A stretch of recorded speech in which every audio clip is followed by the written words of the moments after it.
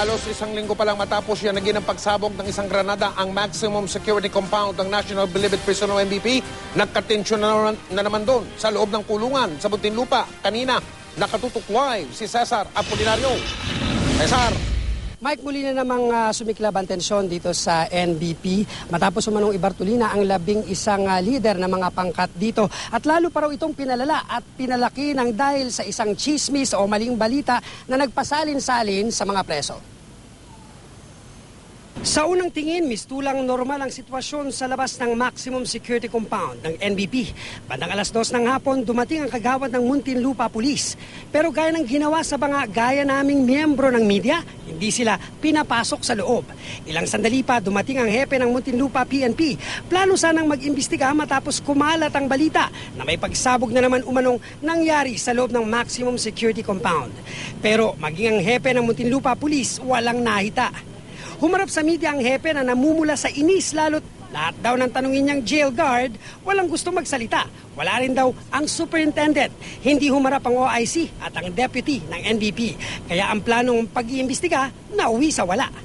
O sabi ng guard dyan, dahil wala pang kapalid si Superintendent Reyes, so si Superintendent Reyes pa rin. Sabi niya sa akin. Officially nilabas na... I don't know, hindi ko alam ang proseso nila eh. So nung hinahanap po si Reyes, sabi niya, wala ho dito.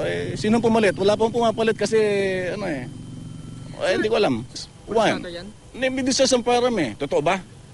Na-accidental? We don't know eh. I have to know. Mahirap na Problema walang makausap eh. I talk to OIC Ragos, i-report ako doon investigator. Wala naman daw. Mula kaninang tanghali, tikom ang bibig ng mga otoridad sa NBP. Nagkaroon lang ng linaw na makausap ng media si Monsignor Roberto Olaguer, ang chaplain ng NBP. Ayon sa kanya, nagsimula ang tensyon sa medium security compound matapos umanong magkasagutan ng isang miyembro ng BCJ at Sputnik. Pero naayos naman agad.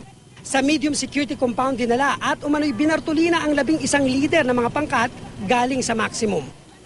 Ulot-dulo nito yung mga chismis-chismis eh. Ang pagkaalam dito, may namatay na daw. Wala, parang nagkasagutan lang eh. Dalawang ewan ko, laki ng ang balita dito, maggulo na raw, may namatay daw. Kaya mga tao dito, na-alerto. Ang balita naman sa medium, may dalawa na raw patay dito, may sugatan pa raw empleyado, which was really false. Yung sitwasyon ho sa ngayon na parang, kasi parang mali, gaya na sinabi niyo, isang nagiging malaking sugat. Oo. Ano ho kaya ang tingin niyo na punot dulo nito? Meron ho bang gumagawa ng paraan para magkaroon na talaga ng gulo? Oo, yun na ina-analyze namin kanina, bakit parang pinagsasabong yung mga tao. Parang gustong palabasin na talagang may gang wars. Mike, ayon pa kay Monsignor na itong mga preso ay nasa maayos sa kalagayan at itong mga nakakulong dito sa maximum security compound pati sa medium security compound ay nasa kani-kanilang mga kulungan. Samantalang itong 11 sa mga leader ng mga pangkat, yung 3 dyan ay dinala na rito sa may maximum security compound. So ang ibig sabihin nun, 8 o 9 na lang ang natitira sa medium security compound. At hiling nila ay sanang araw ay ibalik na ang dalaw dahil nga ito yung nagpapakalma sa mga preso na narito ngayon dahil may inspirasyon sila. Mike? Cesar, hindi ba papalitan daw lahat, pati mga gwardiya dyan? Nagpalitan ng mga opisyal dyan sa New Bilibid.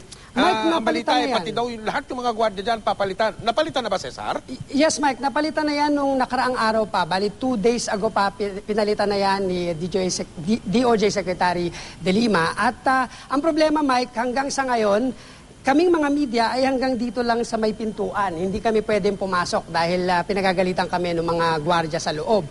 At kung may makausap man kami ng mga gwardiya rito, Mike, hindi nila masabi kung sinong opisyal ang kakausapin namin dahil nga sa binigay na listahan ng DOJ na mga pumalit na mga gwardiya sa exit point at sa entry point ay hindi rin namin nakakausap. Maging yung OIC na pumalit sa dating superintendent dito, wala rin, hindi rin namin makausap at hindi rin humaharap sa media. Although kanina, Mike, may lumabas na isang gwardiya at nagbigay ng pahayag pero maikling pahayag lang yun, Mike. Ganito kami rito, medyo hirap sa impormasyon na manggagaling dyan sa loob ng NBP Maximum Security Compound, Mike. Maraming salamat, Cesar Apolinario.